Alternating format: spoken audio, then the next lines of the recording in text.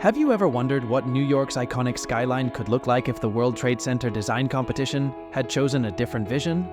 The devastating events of 9/11 not only left a physical scar on Lower Manhattan, but also an emotional void in the hearts of millions. In response, 7 visionary designs were submitted, each capable of reshaping one of the world's most recognizable landmarks. But only one design made the cut.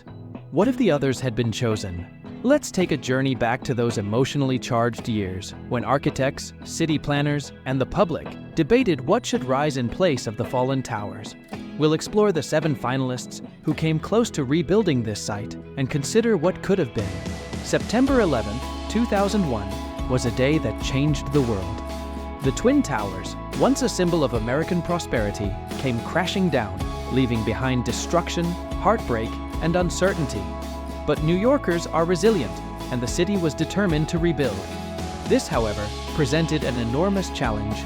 How do you rebuild a space so filled with memory and loss, while also pushing forward into the future? Task fell to the Lower Manhattan Development Corporation, LMDC, established by New York State and City in 2001. The LMDC wasn't just tasked with replacing buildings. It had to balance honoring the victims of 9/11 with the need to revitalize Lower Manhattan economically. The Twin Towers had been more than just architectural marvels. They were central to New York's financial world. In their absence, the city lost not just office space, but also a critical economic engine.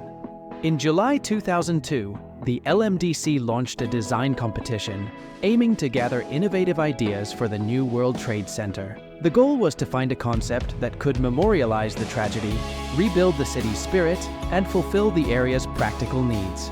Over 400 designs were submitted, but none truly resonated with the public or experts. One of the most vocal critics of these early designs was none other than Donald Trump.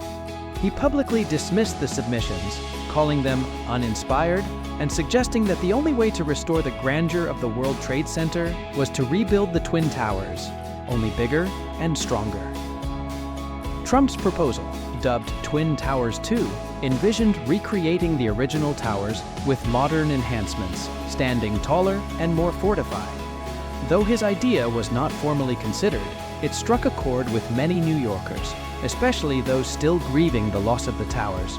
Amid this outcry, the LMDC relaunched the competition in December 2002 with a new focus.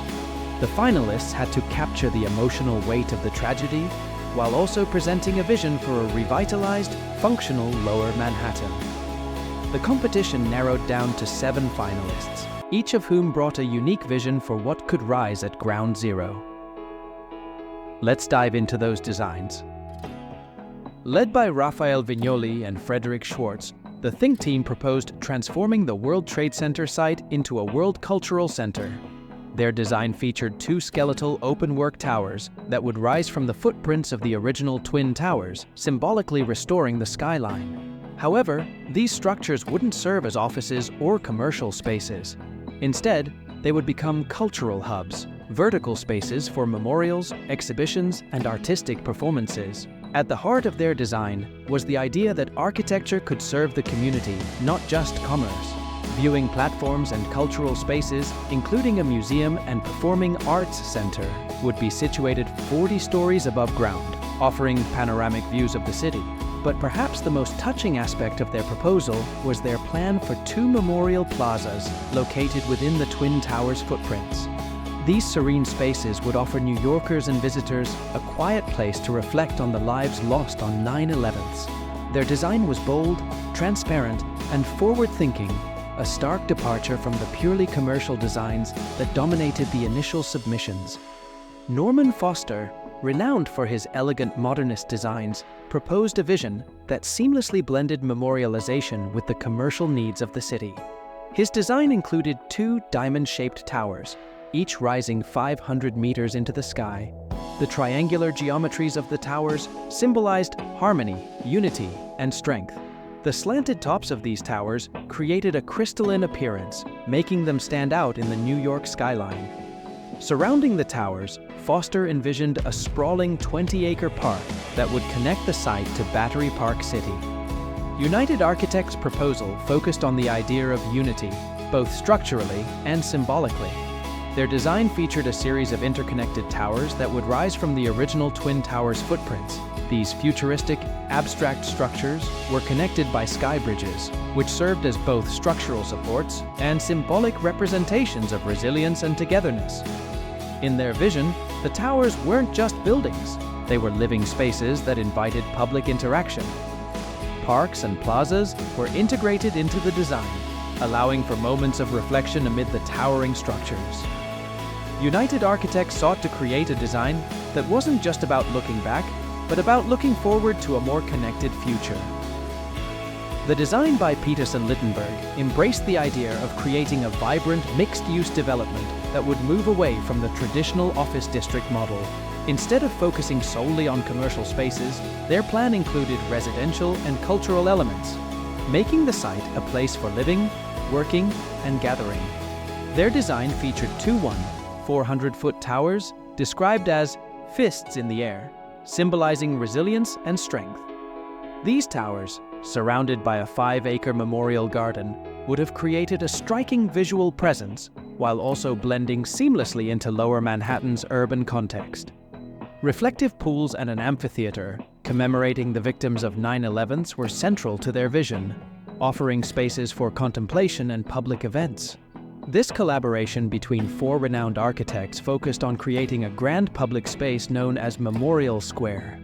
At the heart of their design was an open plaza that symbolized both reflection and connectivity, with pathways stretching out toward key areas of Lower Manhattan, such as the Hudson River and the Transit Center.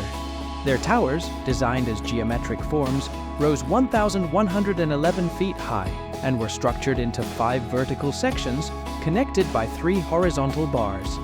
These bars not only served as structural elements, but also symbolized bridges between the past and future.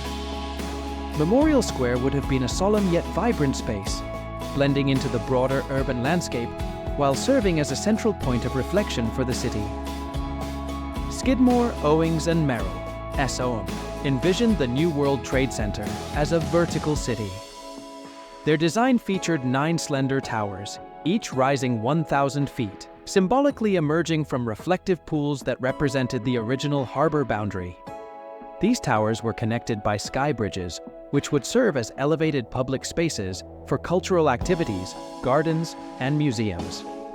SOM's proposal was unique in that it planned for the gradual construction of the towers, allowing for flexibility in development based on market demand. This phased approach would have ensured that the site grew organically, weaving together an intricate, elevated urban landscape that merged the city's past with its future. In the end, it was Daniel Libeskind's Memory Foundations that won the competition. His design, titled Reflecting Absence, focused on honoring the victims while also embracing the future. The centerpiece of Libeskind's plan was 2 large reflecting pools that occupied the footprints of the original Twin Towers.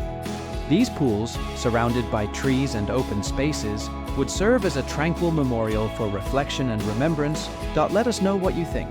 Which design resonates with you the most, and do you believe a different one should have been chosen? Thanks for watching, and until next time.